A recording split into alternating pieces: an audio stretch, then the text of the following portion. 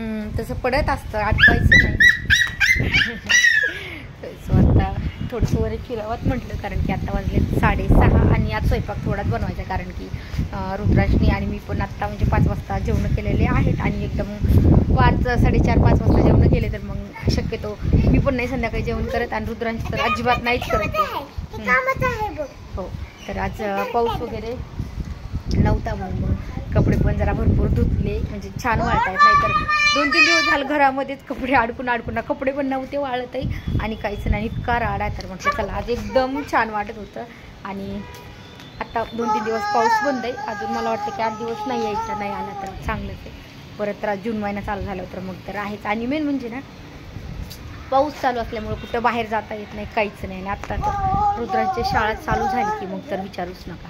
त्याला ते तरी म्हणजे ठीक आहे की जवळच त्याला म्हणजे जवळच ॲडमिशन केलं, खूप जास्त नाही, चालत गेलं तरी चालतं आहे, ते तरी बरं. नाही तर लांब शाळा वगैरे असली ना, नाही ग बडे, किती छान खेळते. आता इथं दुसरी एक मुलगी होती, तिच्यासोबत पण खेळत होता, पण ती आत्ता थोडा वेळ खेळली, परत आत्ता खाली गेली. तर आता म्हटलं थोडा वेळ हां दीदी परत येणार आहे ना, सो मस्त छान खेळतो इथे. म्हटलं चला आज खूप दिवसात ना म्हणजे असा ब्लॉग थोडासा तरी काढूयात, कारण की जास्त करून ब्लॉग्स तर काढणंच नाही होतं. उन्हाळ्यात तरी बी म्हणजे काढणं व्हायचं जरा, पण आता पावसाळ्यात तर मी तर आता असं ठरवलं होतं की आपल्याला डेली ब्लॉग्स करायचे आहेत.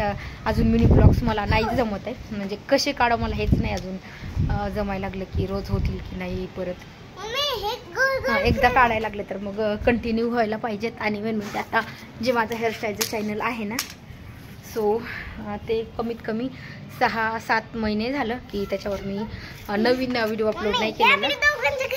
हो, तर ते पण आता मी परत झोपायचं नाही खाली रुद्राश, ते पण परत एकदा म्हणते की आता त्याच्या बरेच दिवस झालं काम नाही केलं, तर म्हटलं आता ते पण म्हणजे रुद्रांची शाळा चालू झाल्यावर अजून कमीत कमी 10-15 दिवस बाकी आहेत. एकदा त्याची रुटीन बसली ना शाळेची, तर मग मी परत त्याच्यावर पण काम करणार आहे, कारण की मी त्याच्यावर खूप दिवस काम केलं. पण आता दरवाजा लाव रुद्रांश, टेरेसवरती आलं ना, दरवाजा लावला तर ठीक नाही, ते एवढा आदळतो, नाही आले अजून, वाऱ्याने दन आदळतो पूर्ण.